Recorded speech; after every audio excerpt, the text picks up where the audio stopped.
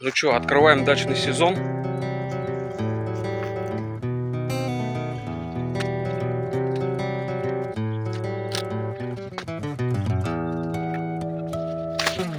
Молод и смел, душой был весел, крепкий парень. Не для добра, не для людей, а ради славы битвы искал.